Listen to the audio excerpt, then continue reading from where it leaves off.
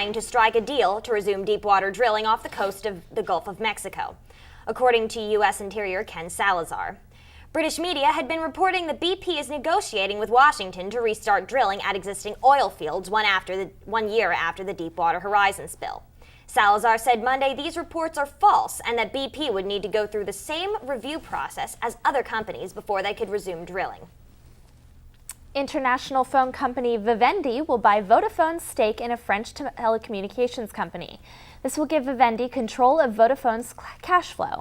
Vivendi will pay $11.3 billion for Vodafone's stake in the company. The move will allow Vivendi to have a bigger dividend in 2012. Their chief executive says the merger is a turning point. A new Republican proposal for the 2012 budget includes a $4 trillion cut in spending over the next 10 years. Budget Chairman Paul Ryan said the proposal will cut corporate taxes by 25% and place a hard cap on government spending. The Medicare program would be replaced by a voucher system to give recipients a fixed amount of money to buy private insurance plans. Ryan is expected to put out his 2012 budget proposal Tuesday. Dozens of homeless have nowhere to go after getting kicked out of their tent camp along I-95. The camp was set up in the woods in Dale City, and on Thursday morning, the Virginia Department of Transportation said the homeless people had to go. VDOT said the camp was in a dangerous spot. The homeless were crossing the highway at night. At least 80 people were believed to lived in the camp. President Obama formally launched his re-election campaign Monday, hoping to re-engage liberal voters who helped put him in the White House. Nicole Collins of CNN has more on the story.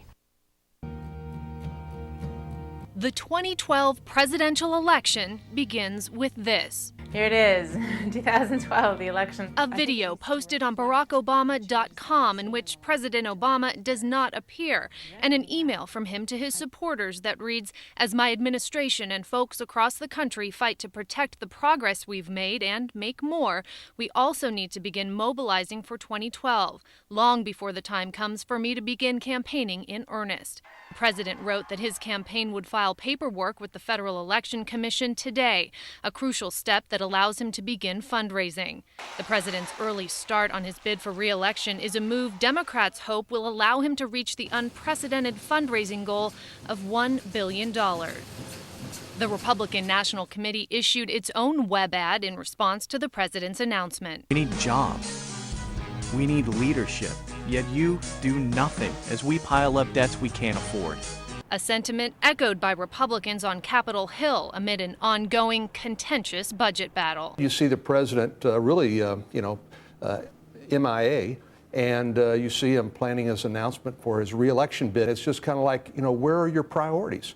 And this has to be the nation's #1 priority at this point, because a debt is a national security problem. No Republicans have officially announced a bid for the White House, but several have made a steady stream of appearances in key early voting states. In Washington, I'm Nicole Collins. Coming up, the economy in Japan takes a turn, while rebuilding what was lost seems to be overwhelming. A full report from Japan straight ahead.